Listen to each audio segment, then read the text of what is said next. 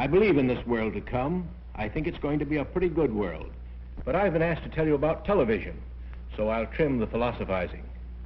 Television is most certainly here to stay. It's going to brighten the world of your home. But more important to many of you, it's going to create a lot of new jobs. Now, none of us like crystal gazing, so let's take a look at what is actually happening now. Do you believe in a conspiracy in terms of the attack of 9/11? No, but I do believe that it is the first time in history that fire has ever melted steel. Gosh.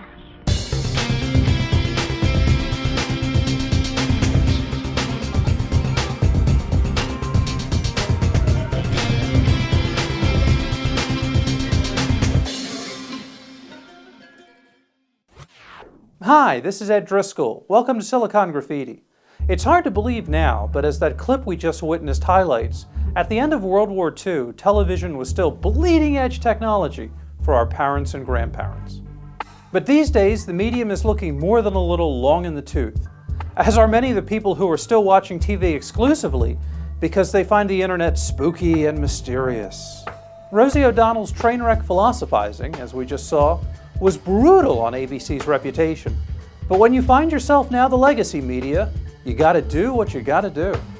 But fortunately for the rest of us, what once took an army of men in complex TV studios to create can now be done by an army of Davids in their garages and home offices.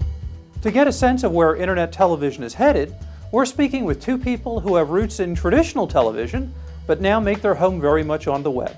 Scott Baker and Liz Stephans of Breitbart TV, hosts of their Pittsburgh-based B-Cast show, which is 2 hours a day of live television, created and uploaded to the web by two people. To pick things up where the man from 1945 at the start of today's Silicon Graffiti left off, why don't we start with old media, Liz and Scott?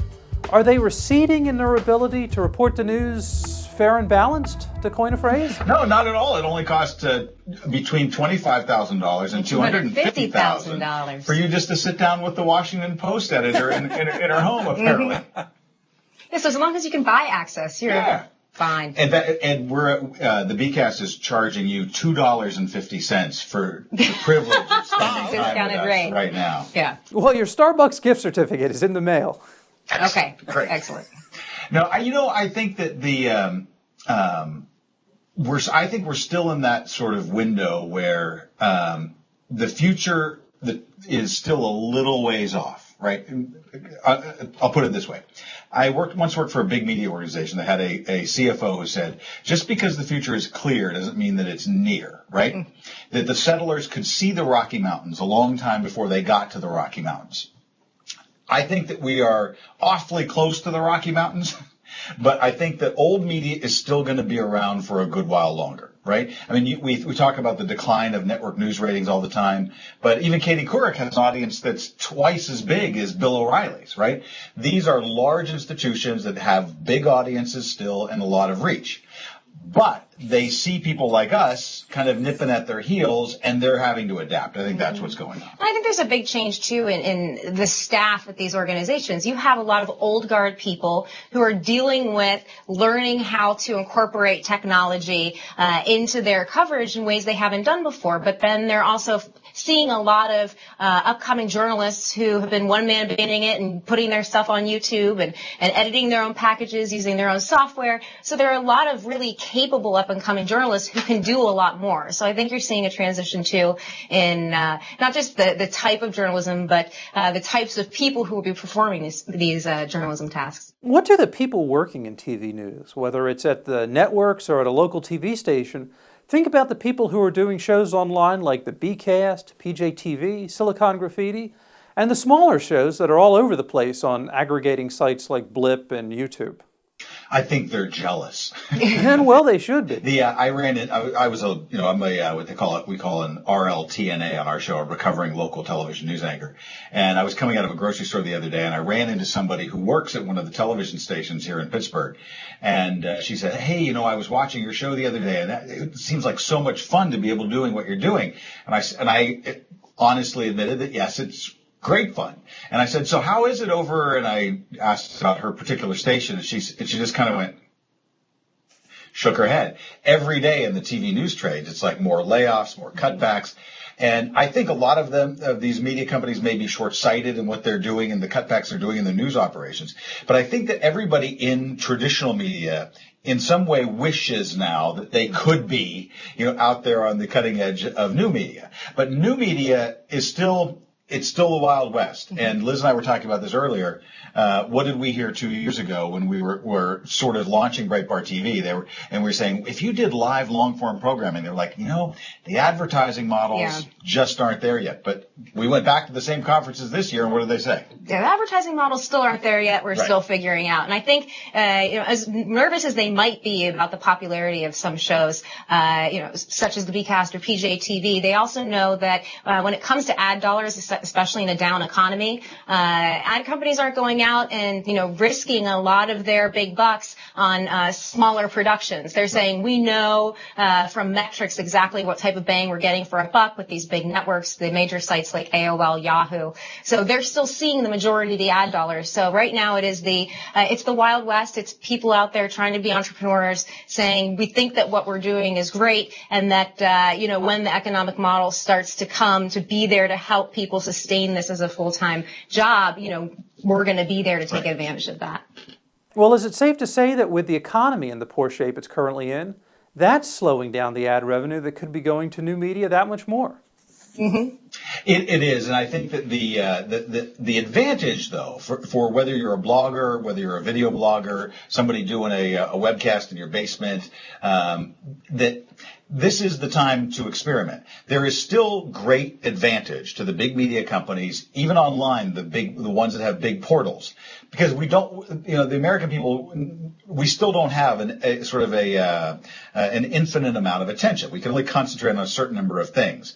And so even in new media, it's hard to pay attention to 1,000 things. You're going to go to your go-to couple of places that you really like. But the truth on the other side is, even if you only have 50 people reading your blog, or 500 people, or 5,000, it might not be enough right now for you to make a full-time living.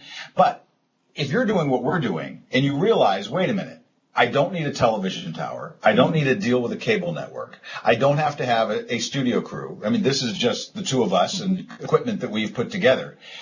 You realize, somebody wise said to me, if your costs are low and your ambitions are high, that's great, because your risk is low, because you can't fall off the floor, right? This is the time for us to all get good. You can try. Yeah. This is the time for us to get good at what we're doing, right? It takes 10,000 hours to get good at anything, whether it's blogging or webcasting or anything else.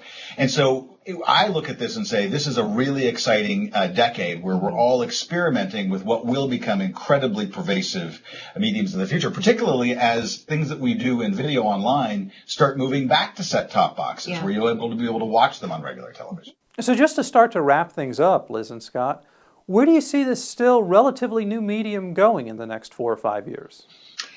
I couldn't picture where we're going in 1 year. It's hard. I think that you're going to see that idea of convergence, and what we've seen a lot of in the past, especially the past year, is people opening up their content. You've seen a lot of the networks. I think ABC is one of the only ones that's not doing it, on a regular basis, is making your content embeddable. You're trying to make sure that people can find your content wherever they are. So I think you're going to see the likes of people working with online video that can be seen on a Sony PlayStation. You're going to be able to watch it on your iPod. You're going to be able to get it wherever you want to be. I think that the people who can figure out how to get your bit of information to the most places in the most efficient amount of time are going to be really successful, because a lot of people who are, pioneers with video online and really are looking for the way to reach the most people. Yeah. So I think a lot of it's going to be not only what, people develop in terms of content, but how are you getting that content to the most number of people possible. And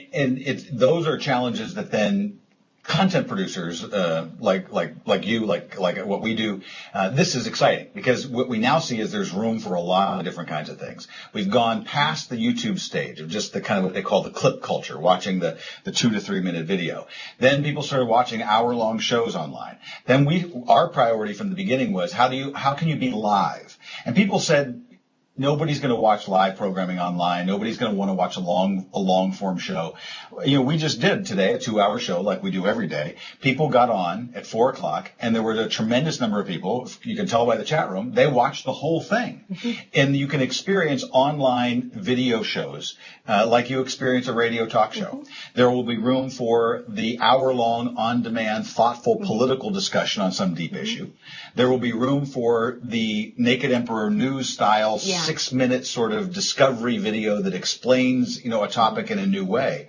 And that's where I'm excited about it. And I know you covered the July 4th weekend tea parties on the Bcast, including airing footage from my own Silicon Graffiti segment on the San Jose Tea Party. The ability to be able to experiment with these things, to do some of the things that we've done even in the last couple of months. Yeah, and even what PJTV did with covering the tax day tea parties. They did long-standing coverage, have people all over the place. It gets you around the need to find the limited number of media outlets to disseminate your content. You can really say, for example, I know we're running long here, but real quick, I was going to use the example of the Tea Party in Chicago, where the reporter got, in a confrontation with some Tea Party protesters. And if you just saw the clip, the reporter was saying, hey, these are really hostile people.